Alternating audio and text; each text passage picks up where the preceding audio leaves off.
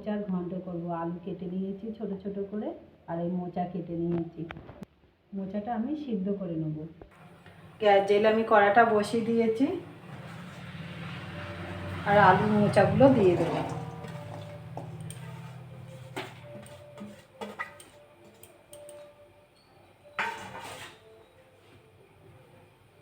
জল দিয়ে দেবো।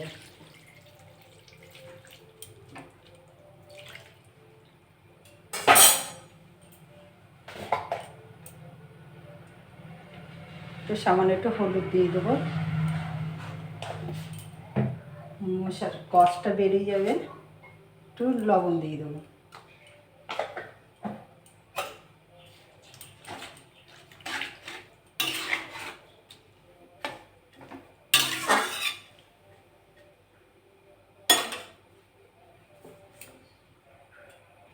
আমি এটা ঢাকা দিয়ে দেবো।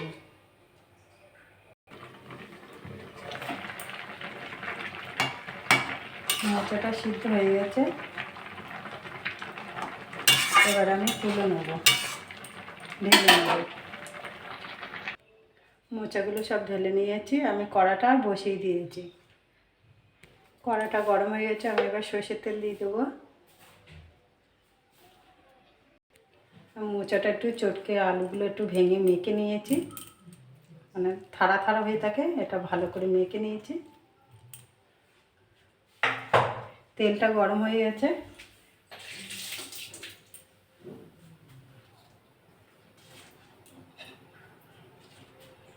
জিরে, শুকনো লঙ্কা, দুটো তেজপাতা দিয়ে দেবো।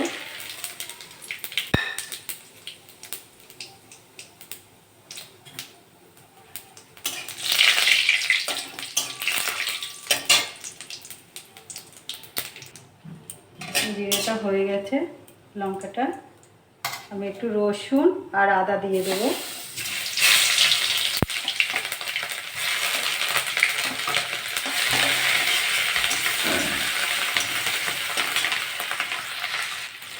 আদা রসুন একটু ভাজা ভাজা হয়ে গেছে, আর পেঁয়াজটা দিয়ে দেবো।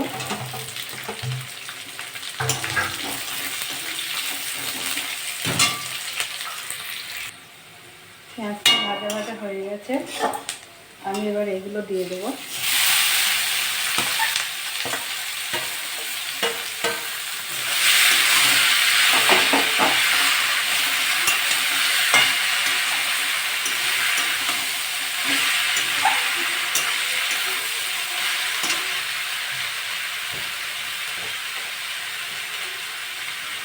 আগে আমি হলুদ দিয়েছি, আবার একটু সামান্য হলুদ দিয়ে দেবো।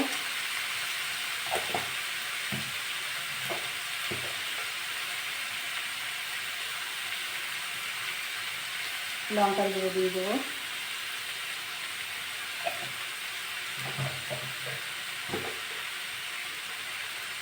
ধনে গুঁড়ো দিয়ে দেবো 1 চামচি।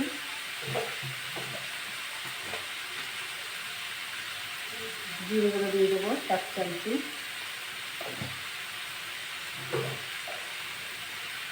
আমি আগে লবণ দিয়েছি, এখন সামান্য লবণ দেবো।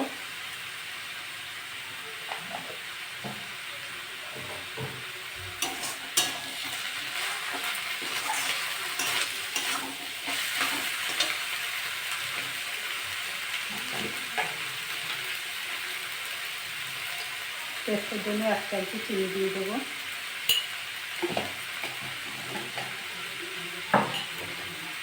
যারা মিষ্টি না খাবেন দেবেন না।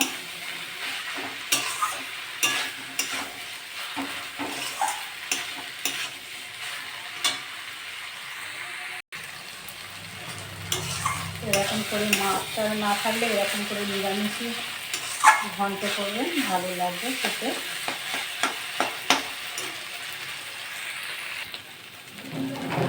এটা আমার হয়ে গেছে, আমি একটু গরম মশলা দিয়ে দেবো।